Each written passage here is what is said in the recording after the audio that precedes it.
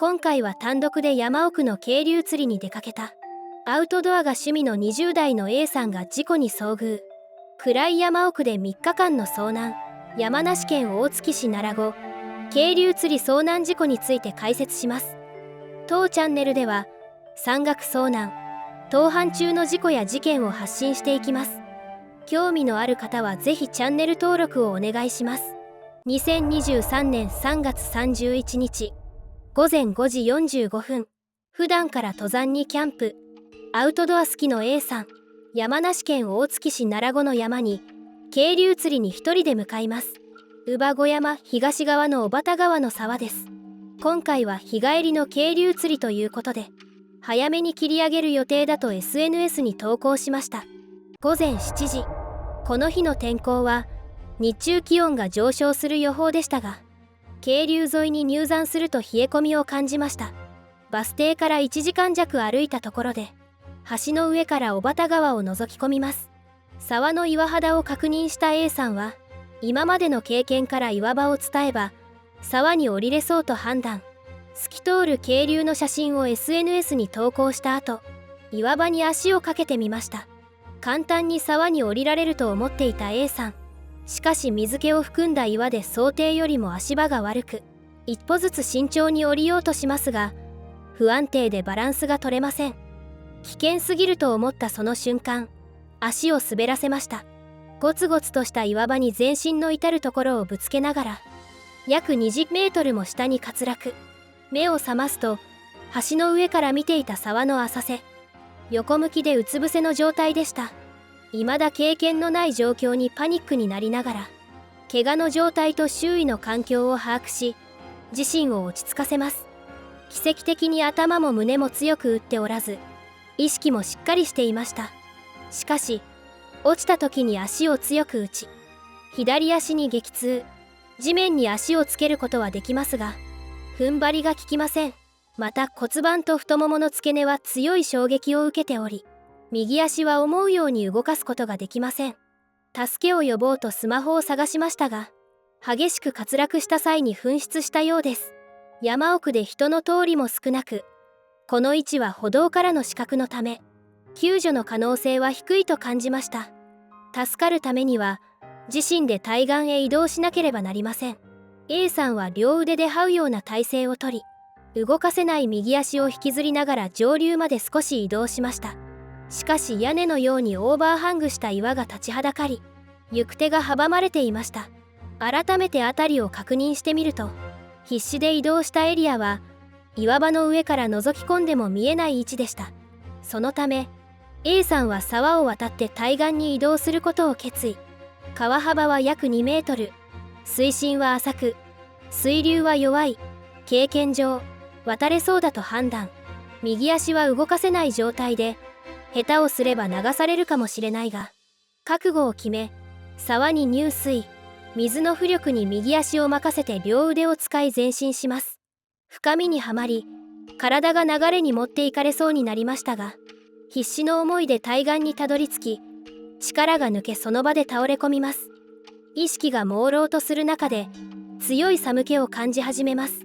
濡れたフリースジャケットは水分を含みずっしりと重く、このままでは体温が下がり低体温症のリスクが高まります。リュックから湿ったダウンジャケットとレインウェアを出し着用。体を起こすことも辛く右足は付け根から動かない。濡れた靴を脱ぎ履きできず紐を緩めるしかできません。せめて体の中心を冷やさないようにコンビニのビニール袋を胸や背中に入れ靴下を手袋にしました。水筒をなくしていたため釣り竿にコンビニ袋をくくり沢に投げ入れ水を飲みました。夜になると気温も下がりさらに強い冷え込みを感じたため釣り用のタモ網を使ってかき集めた周囲の落ち葉を潜って体温低下を防ぎます。深夜には近くに気配を感じました。野生動物です。凶暴なクマや獰猛なイノシシ。暗闇の中で見えない脅威に遭遇しないようと祈るしかありません。寒さで眠ることもできず夜が永遠に続くようでした。4月1日遭難2日目。釣り人に遭遇することを期待しました。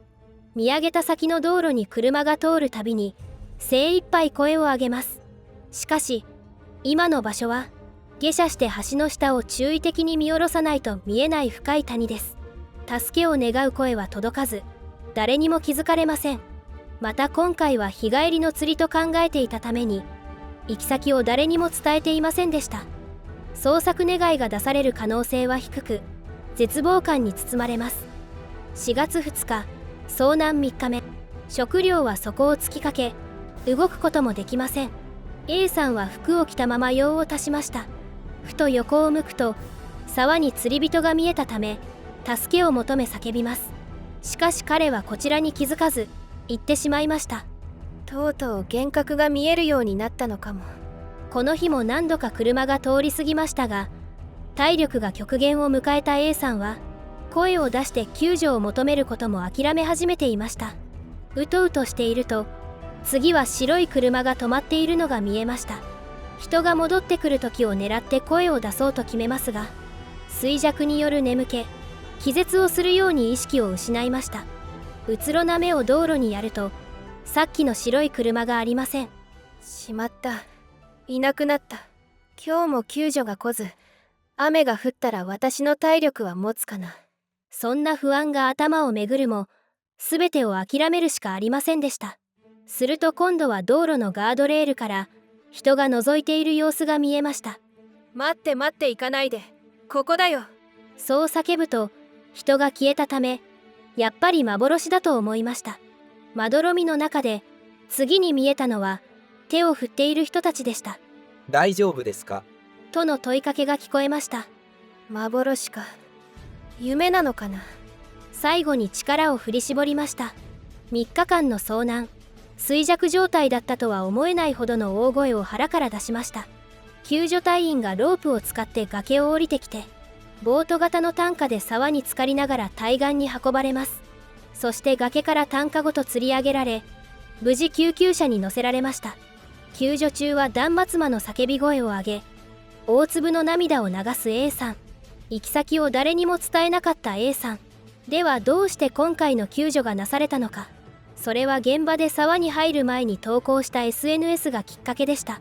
3月31日の SNS で日帰りの釣りを知った友人の B さん。4月1日になっても連絡が取れず、夕方には欠勤していることが判明。その後、地元の警察に相談するも、遭難と決まったわけではない。すぐには動いてくれそうにありませんでした。夜には山岳救助隊に連絡すると回答がもらえたのが翌朝。しかし、どこの山に行ったかわからないと動けません。友人らが情報を共有し、情報を拡散。それと同時に SNS で広く呼びかけが行われました。4月2日に地元警察から山梨県警、そして大月警察へ連携。A さんの捜索部隊が結成され、ついに捜索がスタートしました。一方、友人らは降車駅に向かい、運転手に聞き込みをします。SNS 投稿の時間から始発のバスではないかと推測。防犯カメラの映像をすべて確認するのは、相当時間がかかることがわかります。全員が頭を抱えていた時、A さんを乗せたであろうバスの運転手が見つかりました。最終地点で降ろしたとの証言から行き先の沢が特定されました。14時20分頃、警察とボランティアを中心とした捜索隊が3班に分かれ、下流、中流、上流を捜索します。そして16時直前に上流の捜索隊が A さんを発見したのです。 A さんは救助された病院で南アルプスの山々を眺めながら猛省します。今回の事故の原因は行き先を周知しなかったこと、単独で山奥の沢に入ったこと、十分な装備なく湿った岩を降りたこと、怪我をした際に携帯を紛失したこと、周囲の協力があり今回は無事に救出されましたが、準備の大作さと事故の怖さを考えさせられる事故でした。今回は山梨県大月市奈良後渓流釣り遭難事故について解説しました。最後までご視聴いただきありがとうございました。当チャンネルでは山岳遭難、盗犯中の事件事故を発信していきます。興味のある方はぜひチャンネル登録をお願いします。